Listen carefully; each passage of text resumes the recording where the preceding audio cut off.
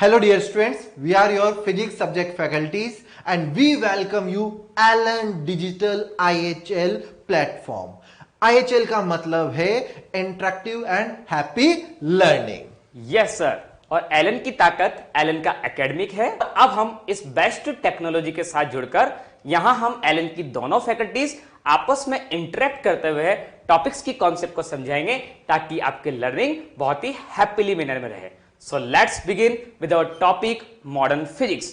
तो सर, आप मुझे एक बात बताएंगे कि मॉडर्न फिजिक्स क्या होता है, इसमें कौन कौन से चैप्टर्स की अपने को स्टडी करनी है और नीट में इस चैप्टर से ऑलमोस्ट कितने क्वेश्चंस आते हैं? बिल्कुल सही सर। स्टूडेंट्स के मन में यह डाउट बना रहता है कि ये मॉडर्न वर्ड कहां से आ गया, क्या ये अलग फिजिक्स है?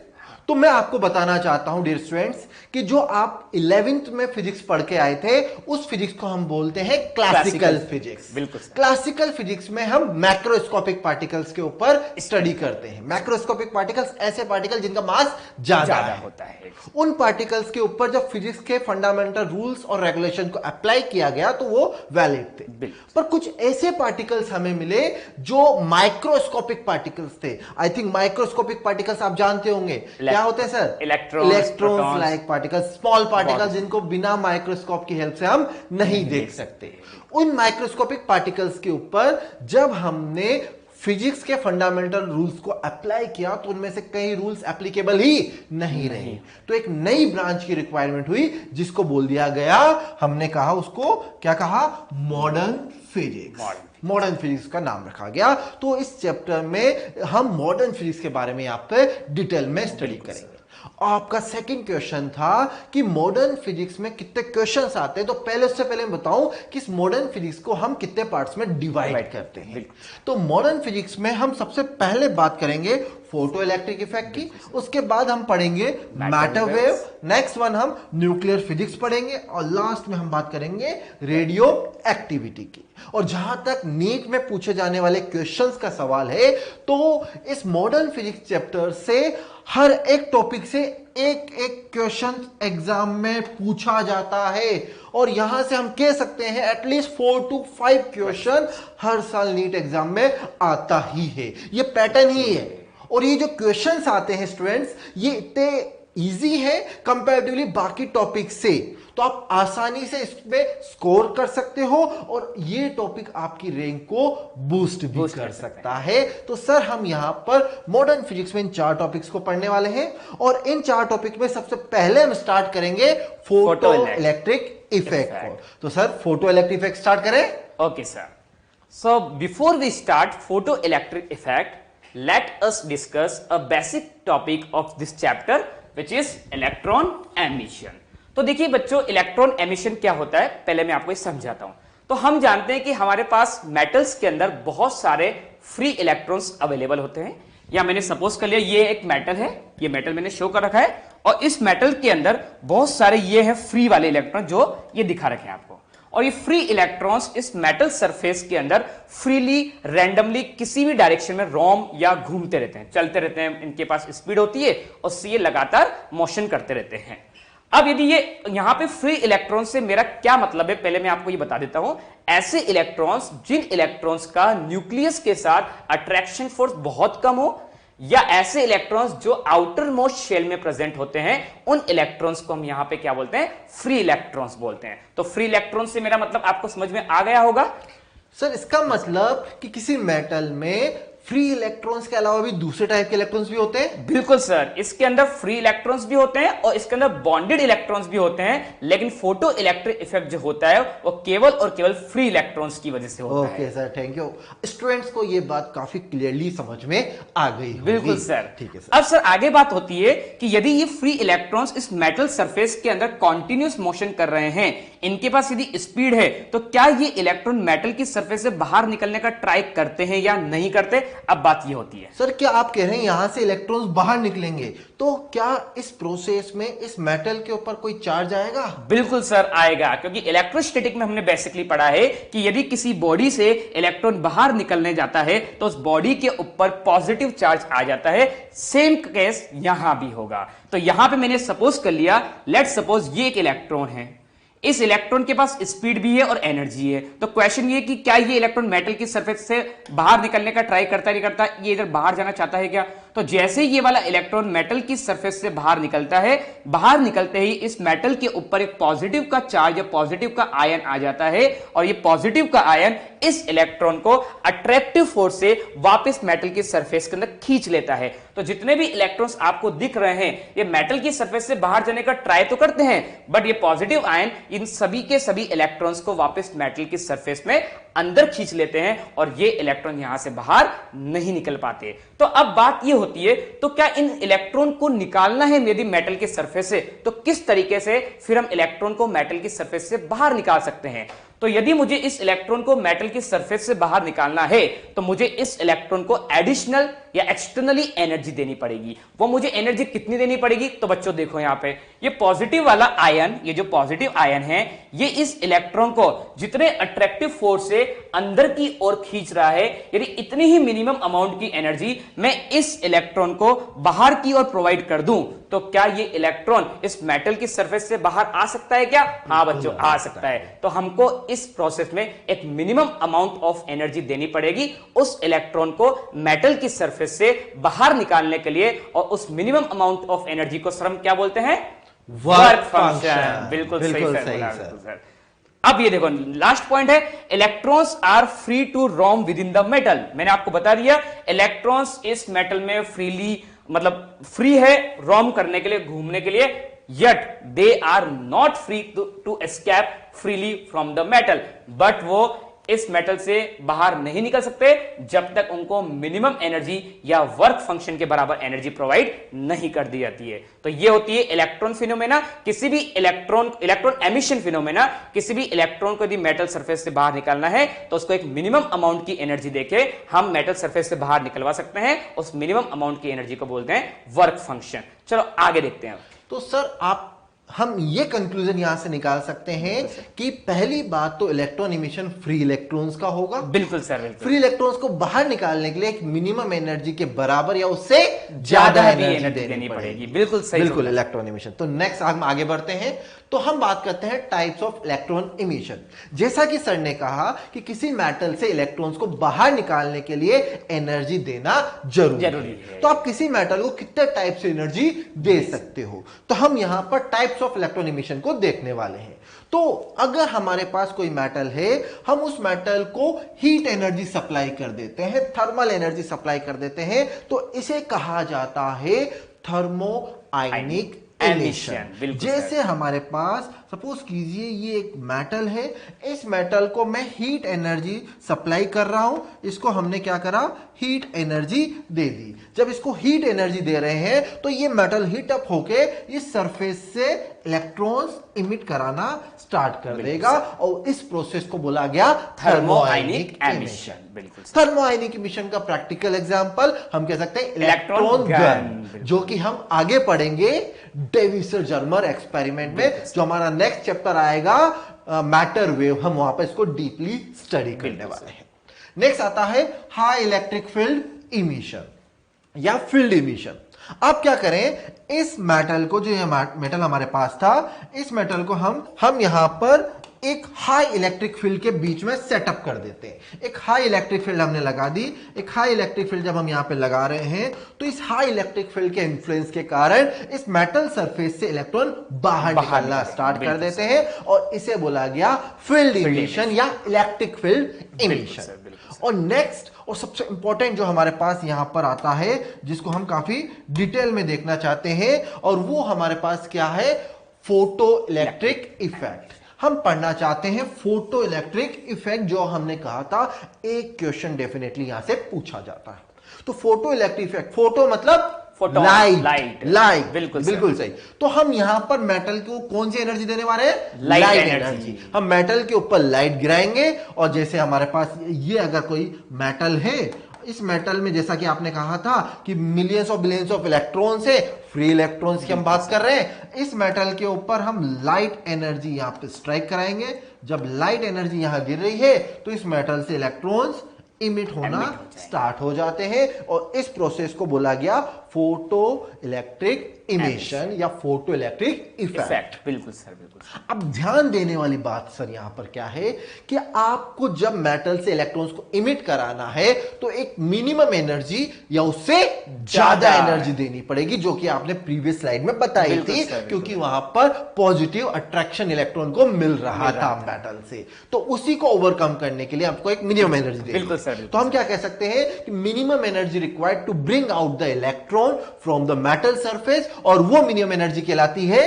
Work function. और इस वर्क फंक्शन को हम डिनोट करते हैं फाई नॉट से। बिल्कुल सही सर।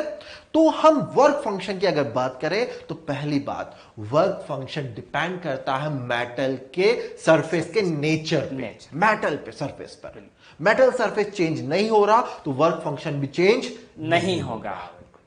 सेकेंड थिंग कि वर्क फंक्शन सरफेस से इलेक्ट्रॉन को बाहर निकालने के लिए रिक्वायर्ड मिनिमम एनर्जी है।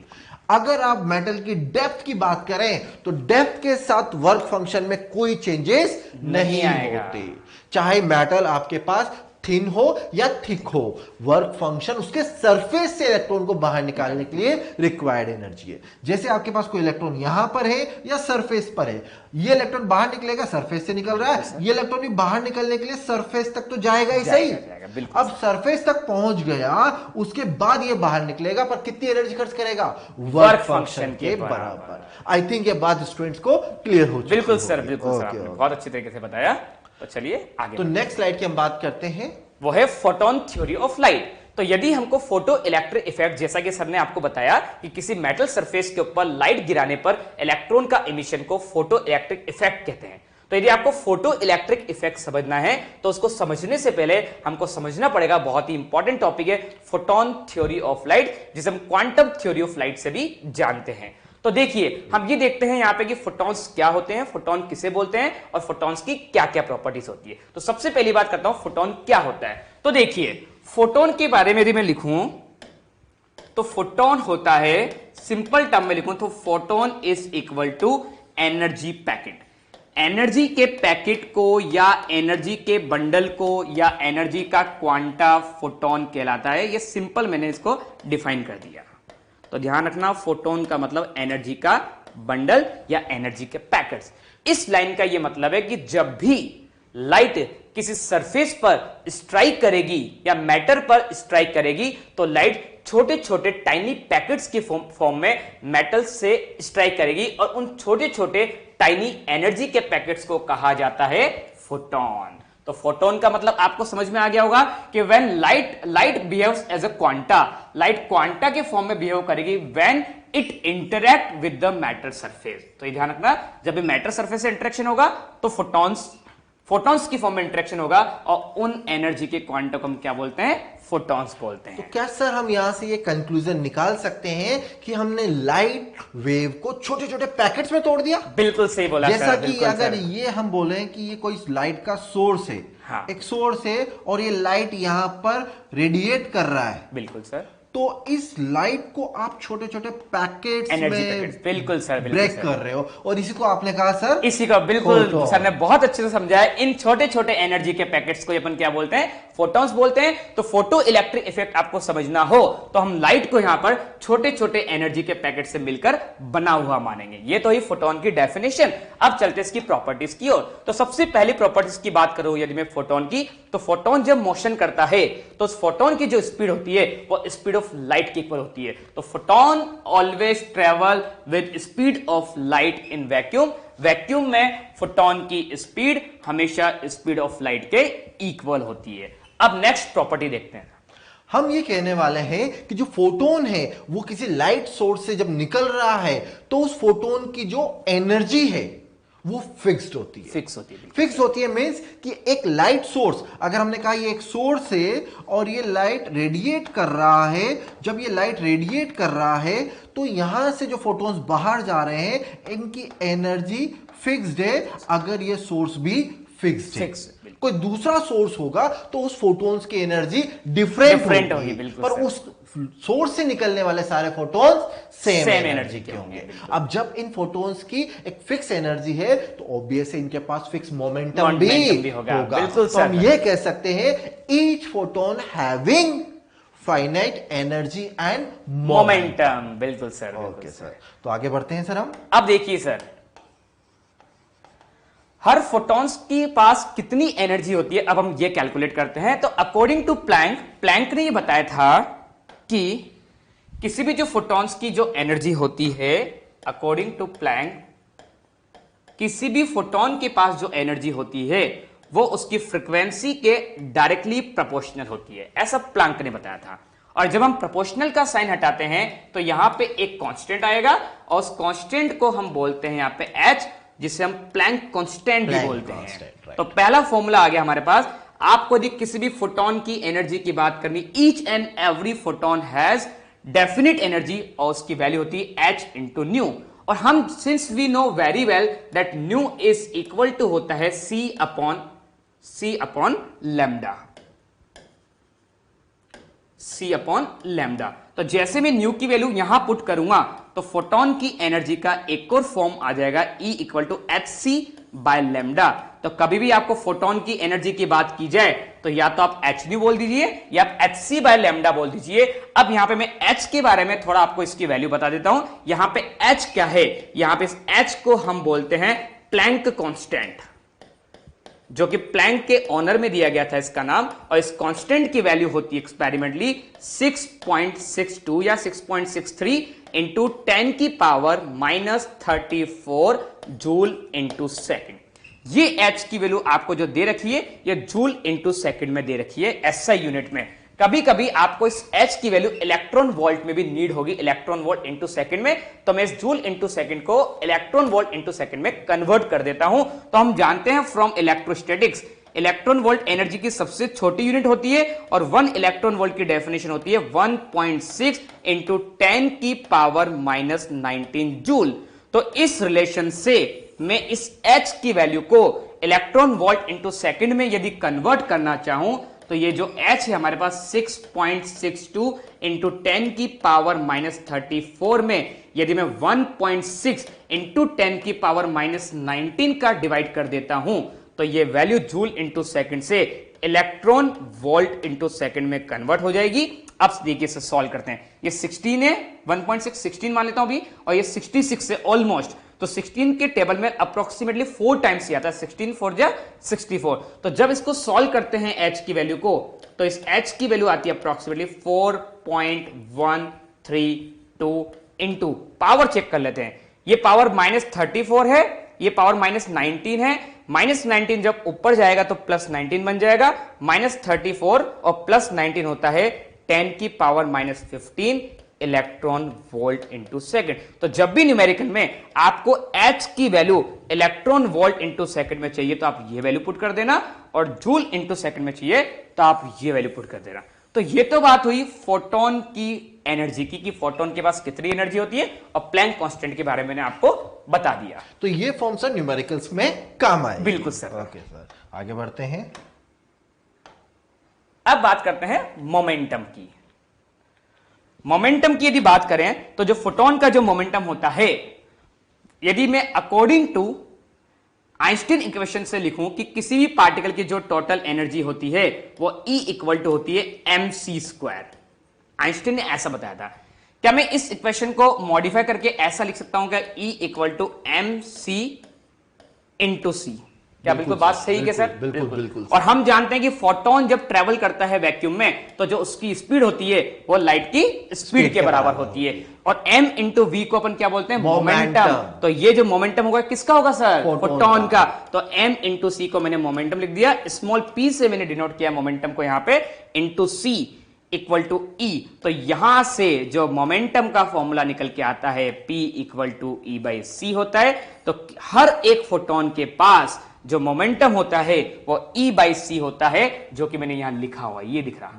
और हम जानते हैं, जैसा मैंने अभी आपको बताया था, E की वैल्यू कितनी होती है? h new. तो यदि मैं E को यहां पर h न्यू पुट कर दूं तो मोमेंटम का एक और फॉर्मूला आया h न्यू बाई सी, ये दूसरा फॉर्मूला आ गया। और यदि हम E को H C by lambda put करेंगे तो वही मोमेंटम का एक और फॉर्मूला आएगा h बाय लैम्डा।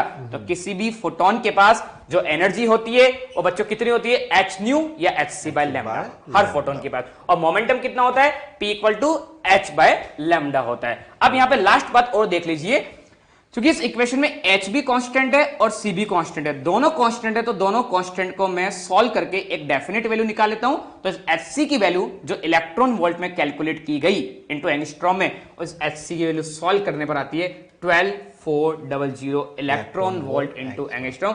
बहुत ही इंपॉर्टेंट डाटा है। यदि आपको कभी भी एनर्जी इलेक्ट्रॉन वोल्ट में निकालनी हो न्यूमेरिकल में, तो hc की वैल्यू ऑलवेज और ऑलवेज आप 12400 electron volt into angstrom put कर देना, और नीचे जो लैम्डा दिया गया है इस लैम्डा को किस में पुट करेंगे सर? एंगस्ट्रॉम में। तो यही बात एनर्जी की और मोमेंटम की। आगे बढ़ते हैं। इट्स मींस हम कह सकते हैं कि फोटोन की एनर्जी जब आपको कैलकुलेट करनी है तो आप क्या करेंगे, 12400 बाय वेवलेंथ को लिखना है किसमें? एंगस्ट्रॉम में। और ये पूरी वैल्यू आपके पास आ जाएगी इलेक्ट्रॉन वोल्ट में। यहां भी एंगस्ट्रॉम रहता है पर वो कैंसिल आउट हो जाएगा। बिल्कुल सर, बिल्कुल सही बोला सर। यही बात है सर, बिल्कुल सर। ओके, तो हमने यहां पर सीखा कि फोटोन के पास मोमेंटम है, फोटोन के पास एनर्जी है, फोटॉन्स लाइट को ही कहा जाता है, और वैक्यूम में स्पीड ऑफ लाइट से ये ट्रेवल करते हैं। तो हमने इसको एक बार ब्रीफली वापस रिवाइज भी करा दिया हमारे स्टूडेंट्स के लिए। आगे बढ़े सर। बिल्कुल सर, बिल्कुल सर। तो हम बात करते हैं फोटोन थ्योरी ऑफ लाइट में, और फोटोन थ्योरी ऑफ लाइट में हमने मोमेंटम की बात की। हमने बोला फोटोन के पास मोमेंटम है, एनर्जी है, और हमने बोला स्पीड ऑफ लाइट से चल रहे। बिल्कुल सर। अरे जब स्पीड ऑफ लाइट से फोटोन चल रहा है तो क्या फोटोन के पास रेस्ट मास है? नहीं होगा सर। नहीं, फोटोन्स के पास रेस्ट मास नहीं होता। फोटोन्स के पास रेस्ट मास नहीं होता, बट उनके पास इफेक्टिव मास या होता है। मूविंग मास होता है। बिल्कुल sir. Effective mass, they are having effective mass. तो फोटोन्स के बारे में अगर हम कहें कि फोटोन्स का रेस्ट मास नहीं होता, बट उनके पास इफेक्टिव मास होता है। बिल्कुल सही। तो हम कह सकते हैं कि rest mass of photon, rest mass को डिनोट करते हैं एम नॉट से, दिस इज 0। अगर हम इसके इफेक्टिव मास की बात करें तो इफेक्टिव मास को हम लिखते हैं E/c², क्योंकि हमने देखा था आइंस्टीन इक्वेशन क्या बोलती है, E = m × c², ये कहा जाता है। तो फोटोन का इफेक्टिव मास अगर हम यहां से निकालें तो m क्या लिखेंगे, E/c², और E क्या है, एनर्जी ऑफ फोटोन। बिल्कुल, एनर्जी ऑफ फोटोन जो हमने थोड़ी देर पहले देखी थी। तो एनर्जी ऑफ फोटोन E की जगह हम यहां पे पुट करें h/c²। बिल्कुल। अच्छा, न्यू की जगह हम क्या लिख सकते हैं, c/λ। तो अगर मैं यहां लिखता हूं न्यू की जगह c/λ/c², राइट। तो यहां से c कैंसिल आउट। तो हमारे पास इफेक्टिव मास कितना आ गया, h/c²। ध्यान से देखिए, h Planck constant, c speed of light, दोनों कांस्टेंट है। वेरिएबल क्या है, लैम्डा। तो हम कह सकते हैं कि फोटोन का जो इफेक्टिव मास है वो इनवर्सली प्रोपोर्शनल होता है किसके, वेवलेंथ के, लैम्डा के। तो ये बताइए, अगर विजुअल स्पेक्ट्रम को हम देखें विब्ग्योर, बिल्कुल सर, वॉयलेट से रेड की तरफ हम बढ़ रहे हैं, वेवलेंथ बढ़ेगी। तो बताइए वेवलेंथ वॉयलेट और वेवलेंथ रेड किसकी ज्यादा है, वॉयलेट की। वेवलेंथ रेड की, बिल्कुल सर, की ज्यादा है। तो बताइए इफेक्टिव मास किसका ज्यादा होगा, इनवर्सली प्रोपोर्शनल है। वैसे किसका, वॉयलेट का। आई थिंक ये बात बच्चों को यहां इसका मतलब सर ये बोलना चाह रहे हो हर फोटोन का इफेक्टिव मास अलग अलग होता है। बिल्कुल, ओके, बिल्कुल, क्योंकि हमने कहा ना एनर्जी डिपेंड करी फ्रीक्वेंसी पर, वेवलेंथ पर, और हर एक कलर के लिए अलग अलग वेवलेंथ है। बिल्कुल सर, समझ गया सर। ओके, तो हम यहां से आगे बढ़ते हैं इसको। देखिए, हमने ये कहा था कि ऑलवेज ये बात आपको याद रखनी है कि फोटोन रेस्ट मास नहीं होता और हमेशा स्पीड ऑफ लाइट से ये ट्रेवल करते हैं। इस बात को बहुत ध्यान रख के चलना है। आगे बढ़ते हैं। जब भी फोटोन किसी मैटर के साथ इंटरेक्शन करता है, किसी सरफेस के साथ टकरा रहा है, तो यहां पर हमेशा आपको एक बात याद रखनी है, momentum should be conserved. Momentum conserve होना चाहिए। बिल्कुल सर, मोमेंटम कंजर्व नहीं है तो मॉडर्न फिजिक्स में वो फिनोमिना भी पॉसिबल नहीं होगा। इस बात को मैं मॉडर्न फिजिक्स में अभी फोटो इलेक्ट्रिक इफेक्ट में भी बता रहे हैं हम, और इसको आगे भी आपको काम में लेना है। चारों टॉपिक्स में यही बात घूम फिर के आएगी, मोमेंटम शुड बी कंजर्व। तो मोमेंटम कंजर्व रहना चाहिए, एनर्जी कंजर्व, एनर्जी भी कंजर्व होनी चाहिए। मोमेंटम एंड एनर्जी कंजर्व, ठीक है। अब नेक्स्ट बात देखिए, but number of photon may not be conserve, कि नंबर ऑफ फोटोन्स कंजर्व है या नहीं है, ये कोई बात जरूरी नहीं है। ऐसा क्यों? अगर हम यहां पे देखें कि number of photons may not be conserve, इसका मतलब क्या है? अगर मैं यहां पर एक मैटर को लेके चल रहा हूं, ये एक सरफेस है, मैटर सरफेस, जिस पर millions of billions of electrons है, हमने कहा लाइट क्या है, फोटोन्स। Photons, तो लाइट फोटोन्स यहाँ पे स्ट्राइक कर रहे हैं, लाइट के छोटे छोटे पैकेट्स या बंडल्स यहाँ पर आ रहे हैं। अब इस इलेक्ट्रॉन इस फोटोन को रिसीव किया, जब इस इलेक्ट्रॉन इस फोटोन को रिसीव किया तो ये इलेक्ट्रॉन बाहर आ गया, फोटोन एब्जॉर्ब हो गया। बिल्कुल। अब यहां से कोई दूसरा फोटोन आया और किसी और इलेक्ट्रॉन से इंटरेक्ट हुआ, बिल्कुल सर। फोटोन इलेक्ट्रॉन ने एब्जॉर्ब कर लिया, फोटोन को एब्जॉर्ब कर लिया इलेक्ट्रॉन ने। जब फोटोन एब्जॉर्ब हो गया तो क्या नंबर ऑफ फोटोन यहां पर कंजर्व है क्या? नहीं है। Number of photons may not be conserve, may be और मे नॉट बी कंजर्व हो भी सकते हैं और नहीं भी हो सकते। आई थिंक बात क्लियर हो चुकी है। बिल्कुल सर, गॉट इट। आगे बढ़े सर। Yes sir. तो नेक्स्ट स्लाइड में हमने यहां पर मास की बात करी, हमने कोलिजन की बात करी। आपको यह बात भी ध्यान रखनी है कि फोटोन की जो एनर्जी है, एनर्जी ऑफ फोटोन, वो किस पे डिपेंड करती है? फ्रीक्वेंसी। किसकी फ्रीक्वेंसी? सोर्स की फ्रीक्वेंसी, लाइट सोर्स की फ्रीक्वेंसी पर। जब तक लाइट सोर्स चेंज नहीं होगा फोटोन की एनर्जी भी चेंज नहीं होगी। अच्छा, फ्रीक्वेंसी पे चेंज हो रही है तो ऑब्वियसली वेवलेंथ पे आ जाएगा, क्योंकि हमने कहा था energy is proportional to frequency. यही कहा था। बिल्कुल सर, बिल्कुल। नेक्स्ट पॉइंट देखते हैं। Number of photon will depend on intensity of light. Number of photons किस पे डिपेंड करेंगे? इंटेंसिटी पे। लाइट की इंटेंसिटी जितनी ज्यादा है फोटोन्स के नंबर भी उतने ही ज्यादा होंगे। जितने ज्यादा फोटोन्स या जितनी ज्यादा लाइट आ रही है हमारे पास, उसमें उस लाइट में नंबर ऑफ फोटोन्स ज्यादा होंगे। लेकिन क्या सर हर फोटोन्स जो आ रहा है उसमें हर फोटोन्स की एनर्जी सेम होगी या अलग अलग होगी? वो डिपेंड करेगा कि वो जो फोटोन्स लाइट में आ रहे हैं वो केवल सेम सोर्स से आ रहे हैं या डिफरेंट सोर्स से। जैसे अगर आप कहते हो कि सनलाइट है, सनलाइट क्या मोनोक्रोमेटिक है? मोनोक्रोमेटिक नहीं। सनलाइट में केवल एक फ्रीक्वेंसी, एक वेवलेंथ नहीं होती है। जब नहीं है सनलाइट में तो सब फ्रीक्वेंसी अलग अलग, फोटोन की एनर्जी भी अलग अलग होगी। पर कोई एक लाइट सोर्स है, एक मोनोक्रोमेटिक लाइट सोर्स हमारे पास है, ये एक लाइट सोर्स है, तो इसकी फ्रीक्वेंसी तो फिक्स है। हाँ, बिल्कुल। तो फ्रीक्वेंसी फिक्स है तो इससे जितनी भी फोटोन्स निकल रहे होंगे सब सेम एनर्जी के साथ जाएंगे। बिल्कुल सर, समझ गया सर। आई थिंक ये बात स्टूडेंट्स को क्लियर हो चुकी होगी। बहुत अच्छा डाउट आपने पूछा सर यहाँ पर। तो सर हम नेक्स्ट स्लाइड पे आगे बढ़ते हैं। बिल्कुल सर, बिल्कुल सर।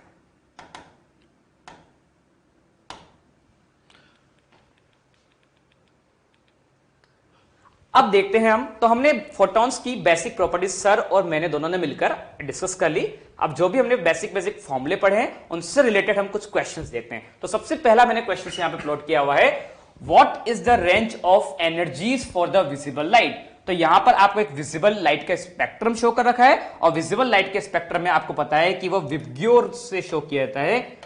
ये है विबग्योर, 7 कलर्स होते हैं इसके अंदर। और हम जब लेफ्ट से राइट की ओर बढ़ते हैं तो वेवलेंथ हमेशा बढ़ती है और फ्रीक्वेंसी हमेशा कम होती है। तो इसका मतलब यहां पे है कि जो वॉयलेट कलर है उसकी आपको वेवलेंथ दे रखी है और वो दे रखी है नैनोमीटर में, 400 नैनोमीटर। तो वेवलेंथ हमको पता है वॉयलेट की तो दे रखी है 400, और रेड कलर की जो आपको वेवलेंथ दे रखी है वो दे रखी है आपको क्वेश्चन में 800 नैनोमीटर। तो आपको लैम्डा पता है, आपको निकालना क्या है? एनर्जी। तो चलिए इसको सॉल्व करते हैं। अच्छा सर, हम यहां पर ये बात भी देख सकते हैं क्या कि जब हम विबग्योर में वॉयलेट से रेड की तरफ बढ़ रहे हैं, आपके वेवलेंथ बढ़ रही है, फ्रीक्वेंसी कम हो रही है, एनर्जी ऑफ फोटोन कम होगी, फोटोन कम होगी। बिल्कुल सर, एनर्जी ऑफ फोटोन कम होगी। Effective mass inversely proportional to wavelength. हाँ बिल्कुल सर। क्या होगा? इफेक्टिव मास भी कम होगा। यहां पर ये बातें स्टूडेंट्स को नॉर्मली ध्यान रख के चलनी है। बिल्कुल सर। आगे बढ़ते हैं सर इस क्वेश्चन के लिए। तो हमने इस क्वेश्चन में आपने कहा कि विजिबल स्पेक्ट्रम दे रखा है, वेवलेंथ दे रखी है। तो एक बार यहां पर वेवलेंथ अगर हम देखें, वेवलेंथ अगर हम यहां पे देखें तो ये वेवलेंथ किसकी हमें बात कर रखी है? वॉयलेट कलर की। तो energy of photon for violet अगर हम कैलकुलेट करना चाहें तो क्या लिखेंगे इसको? 12400 अपॉन वेवलेंथ किस में रखते हैं? एंगस्ट्रॉम में सर। और ये वैल्यू आ जाती है हमारे पास इलेक्ट्रॉन वोल्ट में। यही करने वाले सर। बिल्कुल। तो अच्छा, 400 नैनोमीटर, लैम्डा वी कितना है? 400 नैनोमीटर। तो इसको अगर एक्सॉन में कन्वर्ट करें तो कितना जाएगा? 4000 एक्सॉन। स्टूडेंट्स आई थिंक ये बात जानते होंगे, ठीक है। 10⁻⁹ से 10⁻10 मिला है। तो यहां पर वैल्यू पुट करें तो एनर्जी ऑफ फोटोन किसके लिए? वॉयलेट के लिए हमारे पास 12400 बाय 4000। बिल्कुल यही आने वाला है। बिल्कुल सर। और इसको अगर हम कैलकुलेट करें तो लगभग कितना आ रहा है सर ये 3.1 इलेक्ट्रॉन वोल्ट। ध्यान रखना maximum question photo electric effect में जब एनर्जी ऑफ फोटोन पूछी जाती है तो उसकी यूनिट इलेक्ट्रॉन वोल्ट में ही आती है। हाँ, हो सकता है ऑप्शन में आपको जूल में दे रखा हो तो आप इसको जूल में कन्वर्ट भी कर सकते हैं चार्ज ऑफ इलेक्ट्रॉन से मल्टीप्लाई करके। तो ये तो वॉलेट की होगी। अगर हम रेड के लिए कैलकुलेट करना चाहें तो रेड की एनर्जी तो 12400 डिवाइड बाय रेड के लिए कितना हो गया 8000 एंगस्ट्रॉम। ये होगा यस 8000 होगा। तो यहां पर एनर्जी किसमें आएगी इलेक्ट्रॉन वोल्ट में, और इसको कैलकुलेट करें तो लगभग कितना आता है 1.55 इलेक्ट्रॉन वोल्ट। अच्छा, रेड और वॉयलेट किसकी एनर्जी ज्यादा आई वॉयलेट की एनर्जी। तो ये हमारे पास विजिबल के लिए मैक्सिमम एनर्जी आएगी और ये हमारे पास मिनिमम। तो रेंज कितनी होगी विजिबल स्पेक्ट्रम की एनर्जी की 1.5 से लेके 3.1 इलेक्ट्रॉन वोल्ट के बीच। बिल्कुल सही सर। तो इस तरह से हम क्वेश्चंस को सोल्व कर सकते हैं।